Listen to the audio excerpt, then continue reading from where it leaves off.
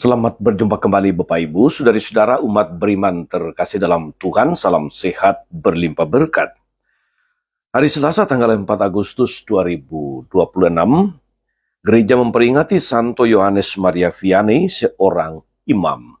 Saya mengajak kita sekalian merenungkan kutipan Injil Matius bab 15 ayat 1-2, dilanjutkan ayat 10-14. Kita dengarkan sabda Tuhan dalam nama Bapa dan Putra dan Roh Kudus. Amin. Sekali peristiwa, datanglah kepada Yesus beberapa orang Farisi dan ahli Taurat dari Yerusalem. Mereka berkata, "Mengapa murid-muridmu melanggar adat istiadat nenek moyang? Mereka tidak membasuh tangan sebelum makan." Yesus lalu memanggil orang banyak dan berkata kepada mereka, "Dengarkan dan camkanlah, bukan yang masuk ke dalam mulut yang menajiskan orang, melainkan yang keluar dari mulut, itulah yang menajiskan orang." Maka datanglah para murid dan bertanya kepada Yesus, "Tahukah engkau bahwa perkataanmu itu telah menjadi batu sandungan bagi orang Farisi?" Tetapi Yesus menjawab, "Setiap tanaman yang tidak ditanam oleh Bapa-Ku yang di sorga akan dicabut sampai ke akar-akarnya. Biarkanlah mereka itu orang buta yang menuntun orang buta. Jika orang buta menuntun orang buta, pastilah keduanya jatuh ke dalam lubang." Demikianlah sabda Tuhan. Bapak Ibu saudari-saudara umat beriman terkasih dalam Tuhan. Kutipan Injil hari ini menegaskan kepada kita apa artinya ibadah yang benar di hadapan Tuhan. Bukan pertama-tama soal yang lahiriah, tetapi soal isi hati. Hati yang bersih jauh lebih bernilai daripada penampilan lahiriah yang mempesonakan. Saudari-saudara umat beriman terkasih dalam Tuhan, banyak orang beranggapan bahwa ibadah yang benar adalah ibadah yang disertai dengan nyanyian, doa yang indah. Pandangan semacam itu mewarnai kehidupan keagamaan kita. Orang kagum, orang bertepuk tangan ketika suasana ibadah disertai waktu pujian yang lama, paduan suara yang merdu, dan khotbah yang luar biasa. Decak kagum dan gemuruh tepuk tangan memuji adalah sesuatu yang ditambahkan dari luar pada pujian dan doa kita.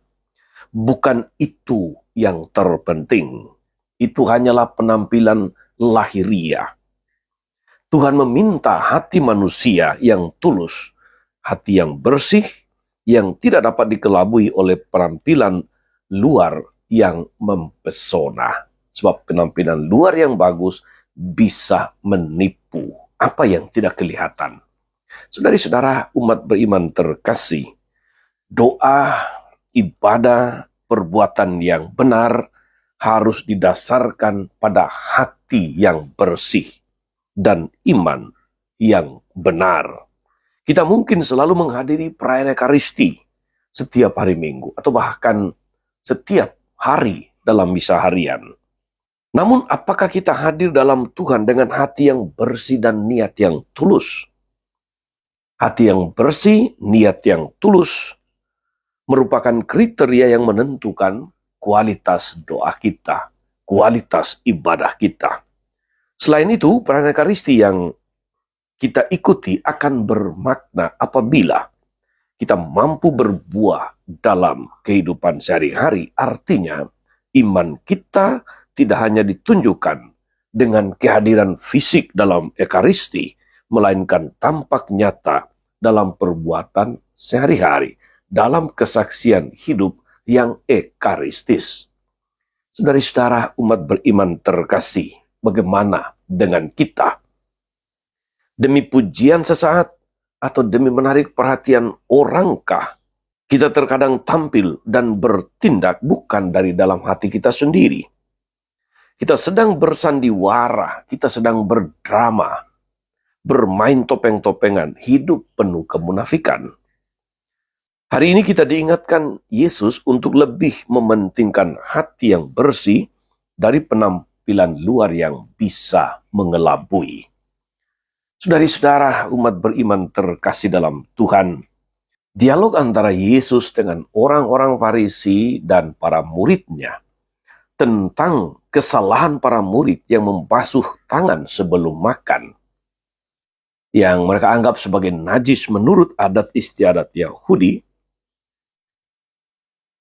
membawa Yesus kepada pengajaran yang sangat penting dalam hidup kita, bahwa bukan yang masuk ke dalam mulut yang menajiskan, melainkan yang keluar dari mulut, itulah yang menajiskan. Jadi bukan pertama-tama soal kebersihan tangan, kebersihan lahiriah, tetapi soal kebersihan dan kebeningan hati dari setiap orang. Bukan yang masuk ke dalam mulut yang menajiskan, melainkan yang keluar dari mulut. Itulah yang menajiskan orang. Demikian penegasan Yesus. Kata-kata yang suka mengatai sesama, menghina, berpikir positif, gemar menghakimi, membicarakan, dan merusak nama orang dari belakang, itulah yang seringkali terjadi, saudara-saudari, yang ditegaskan Yesus. Apa yang keluar dari mulut seseorang, itulah yang menajiskannya. Saudari-saudara, kita hidup di zaman media sosial berkembang sangat pesat. Kecepatan mulut seringkali berlomba dengan kecepatan tangan menulis sesuatu, mengupload, memposting sesuatu di media sosial. Zaman kita memang ada banyak kata yang keluar dari mulut yang kita pakai, tapi juga ada banyak postingan dalam bentuk status, dalam bentuk macam-macam yang kita sampaikan di media-media sosial yang bisa saja menyakiti, yang bisa saja menimbulkan konflik, yang menimbulkan sakit hati. Ditambahkan pula banyak kata yang berkembang menjadi hoax, menjadi berita sampah. Bukan hanya langsung keluar dari mulut, melainkan juga disebar lewat media sosial yang tingkat penyebarannya sangat luas. Kiranya kita tidak menjadi najis karena apa yang keluar dari diri kita.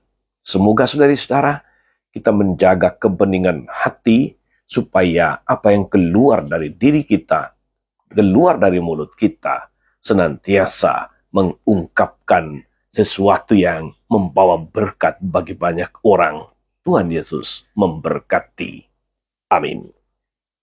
Tuhan Yesus Kristus, kami bersyukur atas firman-Mu yang meneguhkan kami untuk menjaga kebeningan hati, supaya kata-kata, supaya tindakan, sikap, dan tingkah laku kami senantiasa mendatangkan kebaikan, menjadi berkat bagi sesama. Semoga kami mampu menjaga semuanya itu, agar hidup keagamaan kami sungguh-sungguh menjadi hidup keagamaan yang indah di mata-Mu dan memuliakan nama-Mu yang kudus. Terpujilah Engkau sepanjang segala masa. Amin.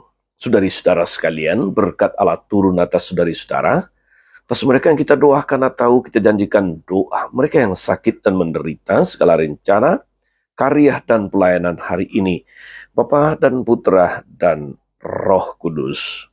Amin. Tetap sehat, teruslah menjadi berkat.